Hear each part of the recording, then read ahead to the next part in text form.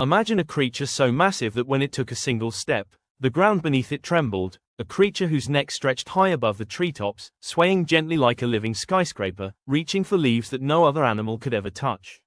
These were not just dinosaurs. They were giants of the earth, rulers of an ancient world, and perhaps the closest thing nature ever created to a walking mountain. These were the sauropods, the long-necked titans that defied imagination. But what made them so extraordinary? Why did evolution shape them into beings so impossibly large, so towering, and yet so graceful? Tonight, we dive into a world 150 million years old, a world where giants walked, where forests shook, and where life itself seemed to dream bigger than ever before. Close your eyes and picture a vast prehistoric plain. The sun is burning in the distance, the horizon is endless, and in the middle of this primeval landscape, a herd of colossal creatures moves like shadows across the earth. Their necks sweep the sky, their tails stretch out like living whips, and their bodies are so massive that even the fiercest predators dare to keep their distance. This was the age of the sauropods, and nothing like them has ever existed before, or since. The first thing that strikes you about these dinosaurs is their impossible size. Imagine an animal longer than a school bus, taller than a house, and heavier than a dozen elephants combined. Some species like Argentinosaurus may have weighed close to 70 tons. That's as much as a fully loaded Boeing 737. And yet, these giants didn't just survive, they thrived. They spread across continents, they lived for millions of years, and they became one of evolution's greatest success stories. But how? Their long necks are the most iconic part of their design. Stretching over 30 feet in some species, these necks were not just for reaching food high in the trees. They were tools of survival. With such length, a sauropod could graze across a wide area without moving its massive body, sweeping its head like a crane from tree to tree. This meant less energy spent walking, and more food consumed quickly. In a world where survival meant efficiency, their necks gave them the ultimate advantage. But of course, such size came with challenges. How do you pump blood all the way up to a brain sitting 30 feet above the heart? How do you breathe enough air to fuel such a colossal body? Scientists believe sauropods had unique systems of air sacs, like giant natural bellows, that allowed them to breathe more efficiently than almost any animal alive today. Their lungs weren't just lungs, they were networks of air chambers stretching through their necks and even into their bones, making their skeletons both strong and surprisingly light. It was engineering so perfect, it seems almost impossible to have evolved by chance. Now, imagine standing beside one. You're no taller than its knee. Its massive legs are like the pillars of a temple, holding up a body so vast it seems impossible that it's alive. As it exhales, a deep rumbling sound echoes through the air, and with a single sweep of its neck, it strips an entire branch bare of leaves. The ground shakes slightly as it takes another step, and suddenly, you realize, this is not just an animal. This is nature's greatest experiment in size. But size was not just about feeding high in the trees. It was protection. In a world filled with predators like Allosaurus and Ceratosaurus, no hunter dared attack a healthy adult sauropod. They were simply too big, too powerful. Their tails could whip with the force of a cracking thunderbolt, enough to shatter bone. Their sheer bulk alone was a shield, a reminder that sometimes, survival comes not from speed or ferocity, but from being untouchable. Yet these giants were not solitary. Fossil evidence shows that sauropods often moved in herds. Picture hundreds of them marching together across the plains, their long necks rising and falling like waves upon an ocean of life. Mothers guarded their young, the herd moved as one, and together they became an unstoppable force, reshaping entire landscapes as they passed. When a herd of sauropods moved through a forest, they didn't just feed, they transformed it. Trees stripped bare, paths flattened, rivers stirred by their steps. In many ways, sauropods were not just part of their world, they were the architects of it. But every giant story begins small.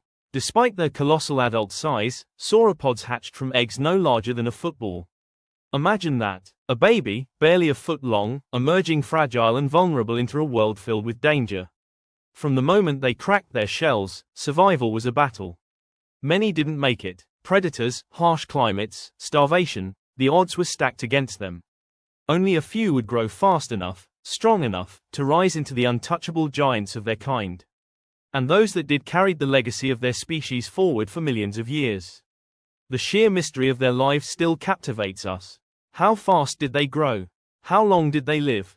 Some scientists believe sauropods could live over 100 years, slowly growing into their massive forms, outlasting generation after generation of predators. Others suggest their growth was explosive, reaching enormous sizes within decades, fueled by insatiable appetites and efficient physiology. Either way, one truth remains: sauropods were built for survival on a scale that defies comprehension. And yet, as powerful as they were, even the sauropods could not escape the laws of nature. Storms raged, climates shifted, and predators lurked at the edges. Fossilized footprints tell stories of young sauropods running desperately beside their mothers, of herds moving urgently across riverbeds, of lives lived in constant motion. Behind their majesty was struggle, and it was this struggle that made their survival all the more extraordinary. Still, there's something haunting about these creatures. They remind us that life once dared to be impossibly large, impossibly ambitious. They were real, not myths, and yet they sound almost like something out of a dream. And as we uncover their bones, buried deep within stone, we don't just see the past, we glimpse a world where imagination itself walked the earth. They were the gentle giants of their age, yet their story is not only about strength and size. It is also about mystery, adaptation, and ultimately, extinction. Because for all their dominance, sauropods too would one day vanish, leaving behind only bones to whisper their tale to the future. And that tale is as much about their rise as it is about their fall. Imagine a late Jurassic evening. The air is thick with humidity, the ground soft from the rains, and a herd of Diplodocus moves slowly across the floodplain. They pause at a grove of ferns, stripping the greenery in sweeping motions of their necks. The young gather near their mothers, small compared to the towering adults but still taller than a man. Overhead, pterosaurs glide silently, watching the herd below. It feels peaceful, eternal, as if nothing could disturb this empire of giants. But time, the most relentless force of all, had other plans. The very features that made sauropods so successful were also their burden. Their enormous size required enormous amounts of food. A single adult may have consumed hundreds of pounds of vegetation every day. Forests could be stripped bare quickly, forcing herds to move constantly in search of new feeding grounds. In times of plenty, this was no problem. But when climates shifted, when droughts came, or when volcanic activity altered the landscape, survival became harder. For creatures that demanded so much, even a small disruption could spell disaster. And yet, for millions of years, they endured. Through changing continents, through shifting climates, sauropods continued to adapt. They spread across the world, from South America to Africa, from North America to Asia.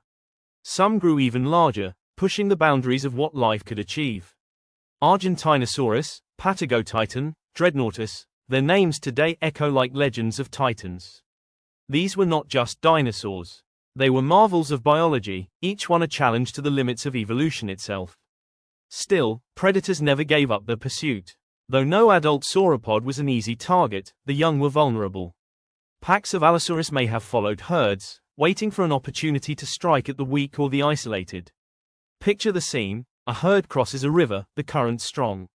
A calf stumbles, separated from the group.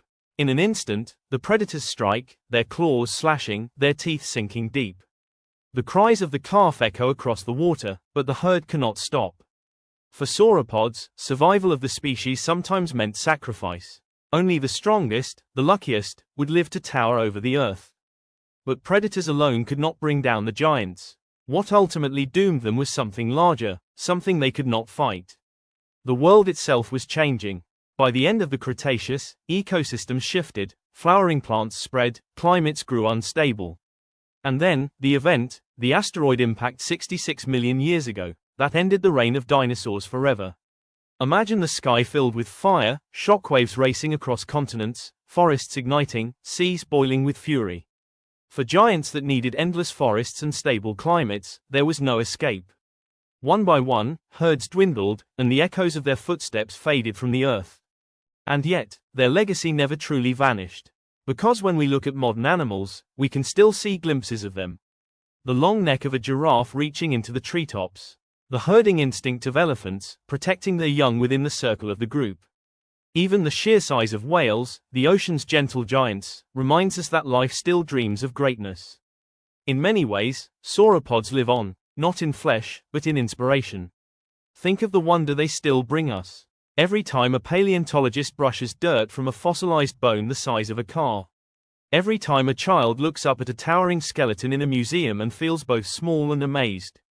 Every time we imagine what it must have been like to walk among them, to hear the thunder of their steps, to live in a world where giants were real. Sauropods are gone, but their story is alive, in stone, in science, and in our imagination. And maybe that is the greatest gift. They remind us that nature is capable of miracles. That life, in its endless creativity, once built mountains that walked.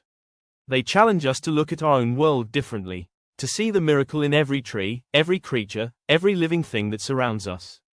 Because if such giants could exist once, then life itself is more mysterious, more powerful, than we will ever fully understand. So, the next time you stand beneath a tree and look up at its highest branches, imagine not just the leaves. Imagine a shadow passing above them, a neck stretching higher still, and eyes looking down with ancient calm. Imagine the sauropod, the long-necked titan that once ruled the earth. For though their footsteps no longer shake the ground, their memory shakes our hearts. And that, in the end, is what makes them eternal.